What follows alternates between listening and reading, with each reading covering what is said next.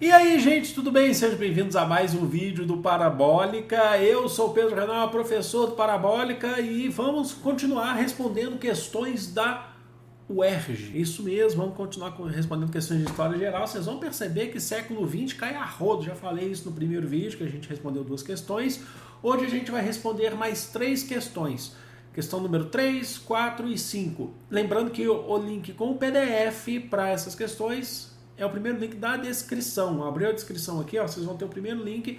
E aí, na segunda-feira, a gente vai concluir com as últimas 5 questões. É bom fazer assim aos poucos, porque também dá uma relaxada na mente e a gente vai conversando, dá tempo de vocês pegarem esse PDF. Sem mais enrolação, já se inscreve no canal, se ainda não for inscrito, curte esse vídeo, porque tem história geral, Brasil, filosofia, sociologia. Me siga também nas redes sociais, @PedroRenault, tanto no Instagram quanto no Twitter. E também os nossos preparos de aula. Essa semana a gente está preparando bastante aula, gravamos podcast ao vivo, já preparamos aula, inclusive sobre Segundo Reinado, vai ter Era Vargas, eu preparo lá ao vivo com vocês, compartilhando a minha tela para vocês. É uma forma de estudar na Twitch, Parabólica Online, twitch.tv/Parabólica Online, também o link vai estar na descrição. E aí, se puder me seguir lá, acho que é muito importante todo esse processo. Aí a gente está estudando todos os dias, lá para 5h20 eu estou online, tá bom? Vamos começar aqui então a primeira questão aqui, muito importante, cobrada na UERJ, vestibular UERJ, só questões de história geral. 2020, o nascimento de uma nação,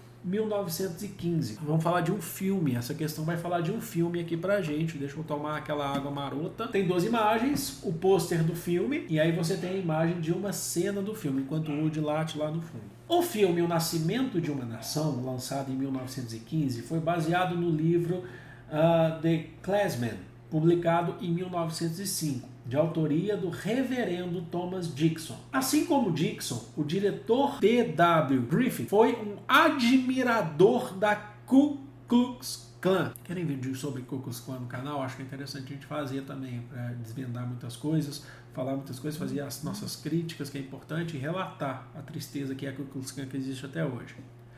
Ainda hoje, atuando nos Estados Unidos, a Ku Klux Klan defende o seguinte princípio, tá lá, ó. Se você não conhece a Ku Klux Klan, olha a cena do filme. Os caras encapuzados, primeiro o cartaz é o cara a cavalo, remetendo inclusive o cristão com a espada, com a cruz, né, com as cruzadas, né. E do outro lado os caras encapuzados e tal, com uma pessoa negra no meio sendo torturada. Ainda hoje, atuando nos Estados Unidos, a Ku Klux Klan defende o seguinte princípio: A ética capitalista, B, o destino manifesto, C, supremacia racial, ou D, cultura individualista. Acho que ficou bem fácil essa questão. Eu sei que vai ter gente que vai pensar assim, poxa, podia ter vestibular caindo questão só dessa dificuldade, né? Alternativa correta, alternativa C. A Ku Klux Klan defende a supremacia racial. Olha a imagem, gente. Inclusive, a Ku Klux Klan até hoje está por trás, inclusive, de vários, esteve presente de vários ataques aí à população negra nos Estados Unidos, lança nota o tempo todo contra a população negra nos Estados Unidos. A Ku Klux Klan que admirou o Donald Trump, e aí eu vou falar aqui mesmo, falo abertamente para vocês, na eleição de Bolsonaro em 2018, a Ku Klux Klan, o ex-líder da Ku Klux Klan registrou o seu apoio a Bolsonaro, contra as minorias, né, que eles são contra e tal. Então defende o conceito de supremacia racial. Não é ética capitalista, não é o debate necessariamente deles aqui, não é o destino manifesto, o destino manifesto que já é século XIX, início do século XX, final do século XIX, início do século XX nos Estados Unidos, mas que é uma outra questão de destino manifesto sobre colonização americana, inclusive, e não é cultura individualista, eles estão defendendo a supremacia racial. Essa ficou fácil, fala a verdade, pode falar que eu entendo. Agora vamos de Bansky, né? O UERJ 2018, eu adoro vestibular UERJ. O grafite é uma manifestação artística com múltiplas expressões. Dentre elas, a crítica político-social, bastante presente nas obras de Bansky, por exemplo. Em um evento na cidade de Belém, ao sul de Jerusalém, Banksy e outros artistas grafitaram parte do muro que envolve a Cisjordânia e seus arredores, tendo o contexto local como tema comum, como ilustram as obras abaixo. Só para entender o contexto, entender um pouquinho. Eu não vou falar do contexto que a gente responde a questão, mas o Banksy é um artista, é um muralista, é um grafiteiro, mas é um artista, um grande artista que ele é a imagem de Banksy, que acho que até recentemente até falaram quem que era e tal, mas a imagem de Banksy é uma incógnita, ele não aparece enquanto pessoa, sabe? Ele produz sua arte, mas não aparece. É muito interessante pensar, e com certeza vocês já viram, principalmente o da menininha levantando, subindo aí com o balão e tal, é muito famoso, e eu adoro Banksy. O lugar escolhido e as imagens grafitadas. O lugar escolhido então o evento foi em Belém, ao sul de Jerusalém, grafitando parte do muro que envolve a Cisjordânia. Ok. O lugar escolhido e as imagens grafitadas são evidências da oposição do artista ao seguinte aspecto do conflito nessa região. Ele se opõe a qual conflito, qual aspecto do conflito na região? A. O radicalismo de posições no embate de sistemas religiosos. B. A assimetria de poder no processo de segregação territorial. C. A ausência de legalidade no enfrentamento de forças militares. Então, são ilegais quando enfrentam forças militares. E D. Excesso de burocracia no encaminhamento de negociação diplomática. Eu acho também que não é difícil, mas pode ser que essa já tenha um grau um pouquinho maior de dificuldade do que a outra. É uma criança, o primeiro grafite, revistando um militar, a outra no muro, é super representativo. É uma menina, criança, subindo com os balões, muro. E aí eu explico da questão desse conflito para vocês. Alternativa B de bola. Assimetria de poder no processo de segregação territorial. O que se tem na região é um processo de segregação territorial.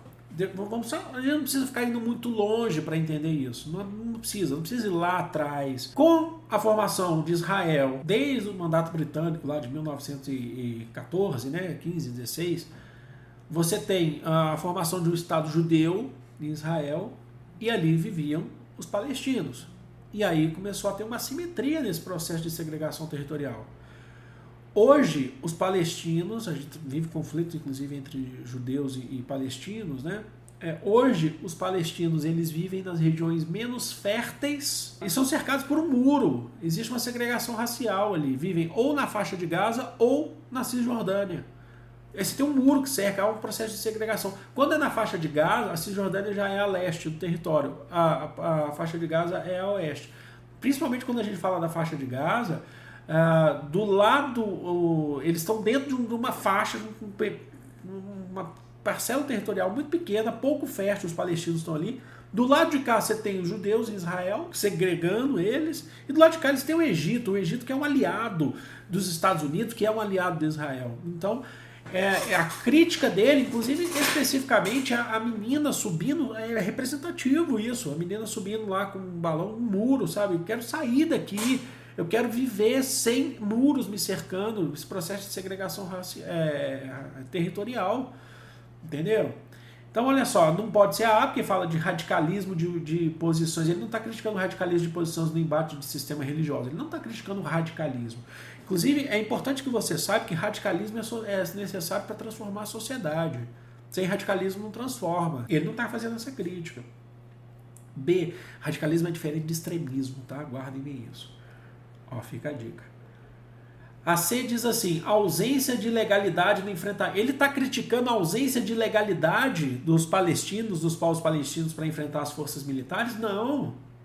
Ele não tá. Inclusive a primeira imagem mostra, não é a ausência de legalidade, de legalidade, não. Ele está falando, a menina tem que revistar o soldado ali.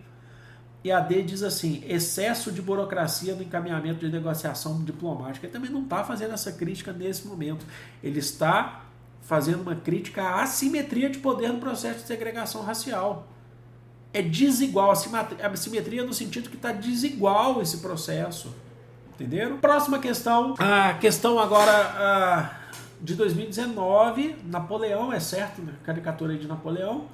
Então a gente tem uma questão do século XIX aqui, a maioria é século XX, se vocês perceberem, né? Caricatura de Napoleão Bonaparte de 1814. Tem um pássaro aí nas costas de Napoleão. Vamos ver o que o texto diz pra gente. A derrota de Napoleão Bonaparte em 1814, 1815 foi registrada de diversas formas nas sociedades europeias. Na imagem, o imperador francês tenta devorar o globo terrestre, sendo atacado por uma águia, um dos símbolos do Império Russo. Inclusive a bandeira do Império Russo é uma águia, né? Você tem uma águia no meio, do Império, tá? Não da bandeira da Rússia posterior, nem da União Soviética. Então é ele tentando comer um globo e tem uma águia em cima dele atacando, não deixando ele fazer isso. 2 impactos que a guerra napoleônica exerceram sobre as relações internacionais na Europa da época foram. Os dois têm que estar corretos. A. Crise agrária e consolidação dos estados republicanos. B. Concorrência industrial e retomada de domínios coloniais. C. Integração comercial e declínio de monarquias absolutistas. E D. Expansionismo territorial e reorganização das fronteiras políticas. Então tá, a questão é só para saber da França, 2 impactos que a guerra napoleônica exerceu sobre as relações internacionais na Europa, de uma maneira geral. Essa pode dar uma confundida para vocês aí, mas a gente vê aqui nos detalhes porque que uma tá certa e as outras estão erradas. Alternativa correta, fala aí para mim, gente. D de dado. Expansionismo territorial. Pós-guerras napoleônicas, as nações europeias começam a expandir territorialmente. Entra em curso o imperialismo. Vocês nunca pararam para pensar aqui numa playlist de história? Geralmente, depois que a gente estuda Napoleão, a gente já começa com o imperialismo. Que olha só, as nações europeias estão agora se reorganizando, pós-era napoleônica, ao ponto agora de irem dominar outras regiões. É um expansionismo territorial, até mesmo dentro da própria Europa. Mas vamos também dominar outras regiões, Ásia, África. É um impacto de Napoleão. Pós-Napoleão aí mudar um monte de coisa. Quando eles se reorganizam, pós-guerra napoleônica, começa o período do império, do imperialismo. E a outra parte da D fala assim, reorganização das fronteiras políticas. Eles começam a discutir as próprias fronteiras, porque Napoleão modificou o mapa europeu. Ele dominou várias regiões, ele dominou o Sacro Império Romano Germânico, a Espanha, Portugal. É preciso reorganizar essas fronteiras. Então é um impacto aí, né? Um impacto importante. Por que as outras estão erradas? Vamos tentar ver no detalhe. A diz assim, crise agrária, não tem nada a ver com crise agrária, já acabou aí. E consolidação dos estados republicanos, está totalmente errado. Vamos só lembrar, isso é importante. Professor, você fala que tudo é importante, mas é mesmo. Vamos só lembrar que com a derrota de Napoleão foi feito o Congresso de Viena, na Áustria, para reorganizar o mapa e tudo, essas coisas todas, ver como é que vai ser a Europa após a queda de Napoleão. E aí foi formada, inclusive, a ideia da formação da Santa Aliança. Império Russo, Império Austríaco, Império e Reino da Prússia. Qual que era o objetivo? Com apoio inglês, inclusive. Fortalecer o absolutismo, o antigo regime, para evitar novas revoltas burguesas republicanas. Então, não tem consolidação dos estados republicanos. Não tem. Com exceção de algumas repúblicas, como a França, por exemplo, que nem se consolidou, depois voltou com Napoleão III, que vai ser outro império napoleônico e tal, nem se consolidou. Você teve alguns insights de repúblicas, mas ainda não há essa consolidação. Eu digo a vocês que a consolidação, nossa, isso é muito importante, consolidação de estados republicanos se dá pós-era dos impérios, pós esse período, pós Primeira Guerra Mundial. Só após a Primeira Guerra Mundial.